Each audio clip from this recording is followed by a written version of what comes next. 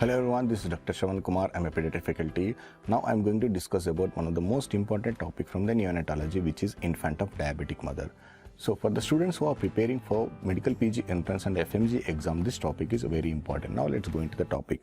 So in infant of diabetic mother, we are discussing about diabetic mother first, right? So what will happen in the diabetic mother? There will be a increased glucose levels, right? There will be increased glucose levels or hyperglycemia.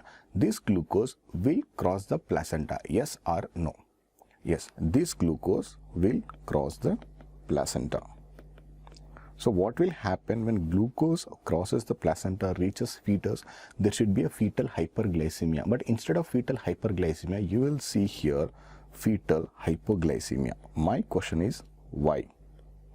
So to understand that, you must understand the concept called or pathophysiology of idiom, which is Peterson hypothesis.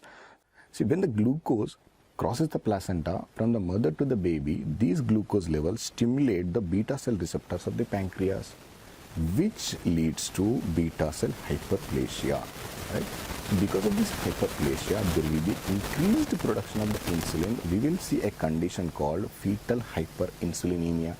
So due to this increased insulin levels, which is break down the glucose, this leads to a condition called neonatal hypoglycemia, right? So the next question is, where do you see this Peterson hypothesis? You will see this Peterson hypothesis in some other conditions also. The first condition is infant of diabetic mother, right? The next condition is insulinoma. The another condition is nesidoblastoma.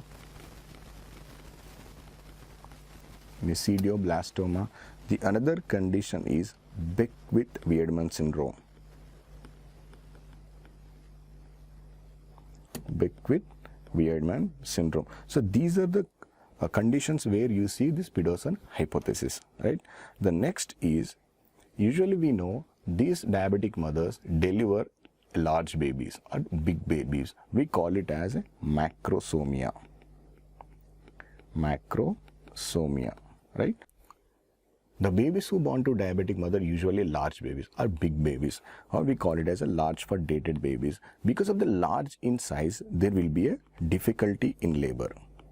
Due to this difficulty, these babies will face some trauma which may lead to perinatal asphyxia,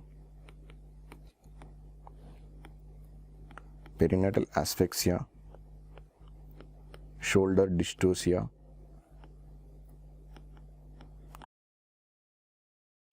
or fracture clavicle, or Ebb's palsy, or phrenic nerve palsy.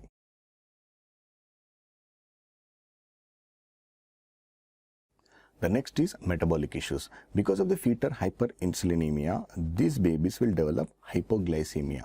Not only that, because of this increased insulin levels, this insulin will prevent release of parathyroid hormone, which leads to a condition called hypocalcemia. This is another metabolic complications which will be seen in a infant of diabetic mother. The next is polycythemia. So as we have discussed, this diabetic mother will deliver a big baby, right? This mother will deliver a big baby. So these babies will require more oxygen. So eventually these babies will land up in a condition called hypoxia. So whenever there is a hypoxia, there will be an increased erythropoietin, which result in increase in the production of RBC, which leads to a condition called polycythemia. Because of the increased RBC, there will be increased RBC breakdown, right? Because of this increased RBC breakdown, these babies will develop neonatal jaundice, right? Now when you look into the respiratory conditions, these babies are more prone to develop respiratory distress syndrome or hyaline membrane disease, because this increased insulin will affect the surfactant, which leads to develop respiratory distress syndrome or hyaline membrane disease. Now, if you look into the cardiovascular system, these babies are more prone to develop congenital heart diseases, In that, you will see in most of the babies there will be a cardiomegaly. The most common congenital heart disease which is seen in infant of diabetic mother is VSD, which is ventricular septal defect. Not only that, you will see the HOCM, hypertrophic obstructive cardiomyopathy, right? The next is central nervous system. These babies are more prone to develop neural tube defects because this fetal hyperglycemia will affect the organogenesis, right, which will lead to develop sacral agenesis or caudal regression syndrome. Caudal regression syndrome. Now, if you look into the next system, which is a renal system, these babies are more prone to develop renal agenesis or renal vein thrombosis. Renal vein thrombosis. And now, if you come to gastrointestinal system, these babies are more prone to develop duodenal atresia and small left colon syndrome.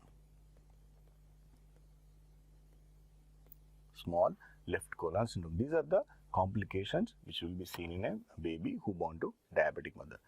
In my next video, I am going to discuss about neonatal hyperglycemia. In that video, I am also going to discuss about the treatment part. Thank you.